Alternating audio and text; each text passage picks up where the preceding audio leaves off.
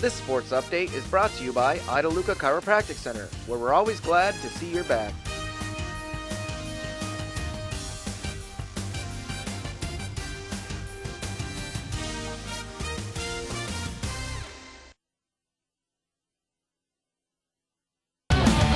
Good evening and welcome to the Hot 12. Mike Ruzzi along with Jay Pushkar. And Jay, week number 3 of the high school football season certainly had some interesting matchups. Yeah, and one of those games was Corry visiting Girard, and we'll have those highlights because both clubs are coming undefeated into the season. And for the first time this season, the McDowell Trojans playing at Gus Anderson Field, and the Trojans entertaining Norwin. First half action, former Gannon assistant Dan Conwell, now the head coach at Norwin. First play from scrimmage for McDowell.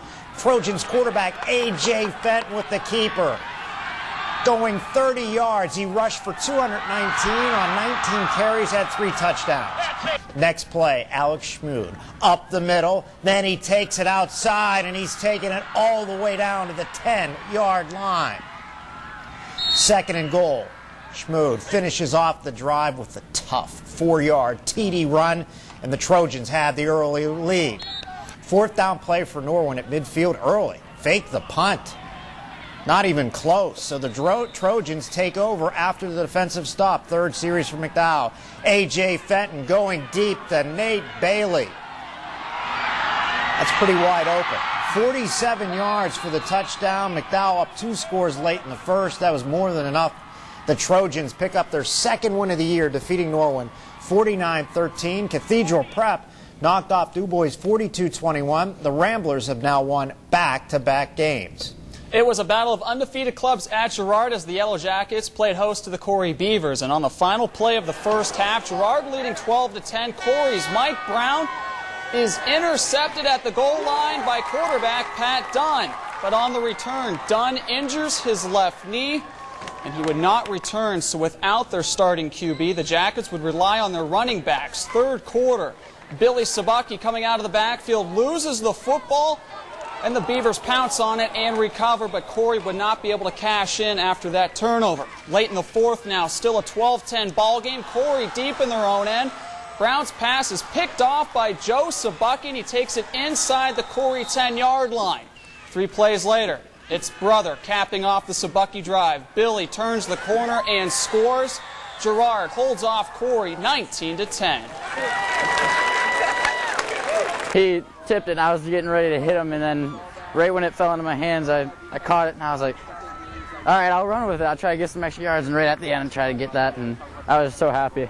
You guys lose your quarterback at halftime. What was the message in the locker room? How did you guys rally around that? You know, that's my best friend. I didn't think I was going to be able to come out and play the second half like I did, but he came over to me. He said, you know, it's all right.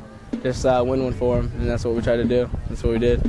Yeah, that was big for us. And the kids just didn't quit, you know, and the emotion, I think you can hear them in there. They're very excited right now. But like I said, a little bittersweet, you know, but, you know, emotionally, I'm exhausted right now.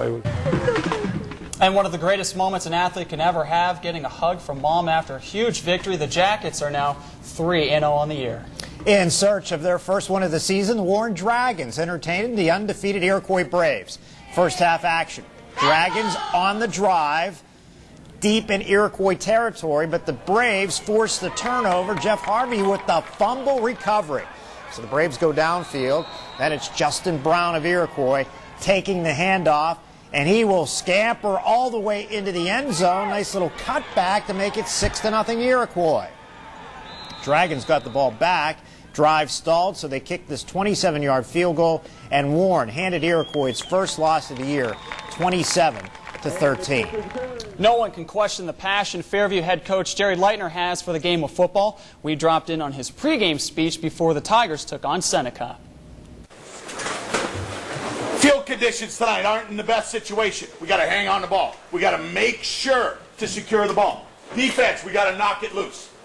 This game's coming down tonight to who blocks and tackles the best. We got to do that tonight. You can't short us on your duties. Make sure you block to the whistle. Everybody, all 11 run to the ball. First quarter action, Tigers on their first possession. Peter Jackson showing off the power run by running over tackles and picking up a first down. That drive would result in no points for Fairview. Coach mentioned tackling. Well, Matthew Cavaney makes the big hit in the backfield. No score after the first quarter, so it's on to the second. The Tigers getting on the board. Jackson finding the hole after getting the handoff, and he is off to the races. And 6 points as Fairview goes on to outscore Seneca, the final 14-9. 1 week after knocking off General McLean, Northeast had another stern challenge, this time at home against Harbor Creek. Pickers driving in the first quarter. Nick Grove takes the handoff. You bet Nick at night to the cone, and he's in. That's 6 points. Second possession for the Pickers. Basically the same play. Grove this time from 15 yards out, and the Pickers went up by 2 scores. Later in the first quarter, second and goal for the Pickers. Neil McCord up the middle for the touchdown. That made it 21-0. Then in the third quarter, Lewis Neff, he goes the distance. It was Northeast over Harbor Creek Huskies, 34-0. Northwestern visited Fort Leboeuf. Bisons leading 17-14 in the second half. The Cats go for it on the fake punt. Nice design here, but Leboeuf's Corry Myers with the interception, stopping the drive. Now looking to milk the clock. The 44-yard run by Richie Colasar seals the deal. The Bisons earn their first win of the season, 17-14 over the Cats. At the stadium, Central Tech versus Bradford. Owls leading 21-0 in the second quarter. Mark Havers with the short TD run. Bradford now up by 28. Now the Owls got the ball back late. Pat Pascarella goes around end for the nice pickup. And then this drive was capped by Tyler Grandy's TD run. And it was Bradford picking up the win over Central Tech. The final score at the stadium, Bradford 41, Central Tech 6. Undefeated Sagertown taking on Cockerton. Panthers forcing the opening turnover as Ian Price with the fumble recovery. And the Panthers are in business. Then it's Price taking the handoff and picking up 12 yards and moving the chains as he picks up the first down. James Chest would take the pigskin in 4 plays later and gets the score. Sagertown all over Cockerton, the final 64-0. Conneaut Valley at Conneaut Lake, late first half. Chris Baker to Andrew Butterfield. Nice little swing pass, first down catch and run. Now there's just time for one last play in the second quarter.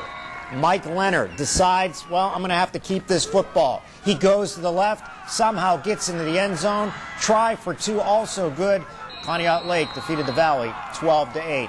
Union City at Cambridge Springs, Bears down 7-6 late fourth. They pull off the hook and ladder. Robbie Blanks takes the pitch. I remember when Burgettstown did this to us at South Park. They scored on the play. That was after Barry Alvarez at Burgettstown. Now the try for the go-ahead field goal here, up, and it's blocked. Union City got the ball back, but the sack by Mike Olin and the Blue Devils break into the win column with a 7-6 win over Union City. Elsewhere, Greenville shut out Titusville, Linesville handled Lakeview, Sharon knocked off Oil City, and Slippery Rock pounded Hickory. We're back with more after this.